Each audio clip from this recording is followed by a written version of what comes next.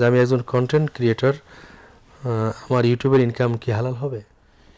যে কোনো ইনকামের ক্ষেত্রে জরুরি হলো যে ইনকামটা আসলে কিসের থেকে আসছে এর উপর ভিত্তি করে মাসালা নির্ণীত হয়। ইউটিউব এবং ফেসবুক ইনকামের ক্ষেত্রে একটা জটিলতা হলো এখানে মূল ইনকামের জায়গাটা হলো বিজ্ঞাপন দেখানোর কারণে তাকে একটা অংশ দেওয়া হয়। সে কিসের বিজ্ঞাপন দেখাচ্ছে?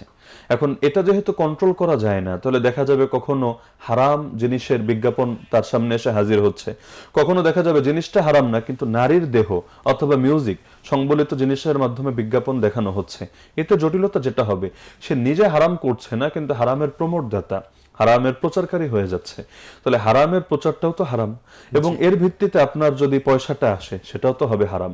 তো ঢালাও ভাবে ফেসবুক এবং ইউটিউবের ইনকামকে জায়েজও বলার সুযোগ নেই, না জায়েজও বলার সুযোগ নেই, কিন্তু আপনার যেহেতু এটা মিশ্রিত হয়ে যায়, এখানে হালাল এবং হারাম দুইটা আলাদা করা যায় না এবং এটা আসলে কারো কন্ট্রোলেও না। তো যার কারণে এগুলো থেকে বিরত থাকাই উচিত। আল্লাহ রাসূল বলেন, দা মা ইয়ারিবুকা ইলা মা লা ইয়ারিবুকা, যে জিনিস তোমাকে সন্দেহ সংশয়ে ফেলে সেটা ছেড়ে যা সন্দেহ সংশয়ের ঊর্ধ্বে তুমি সেটা গ্রহণ করো। আর রিজিকের মালিক আল্লাহ। এই ইউটিউব ফেসবুকে 2-4 টাকা না নিলেও তার রিজিক আটকে থাকবে না, কপালে যা লেখা আছে সেটা আসবেই। এমনকি একটা দানা বাকি থাকতে মালাকুল মাউত জান কবজ করতে পারবে না।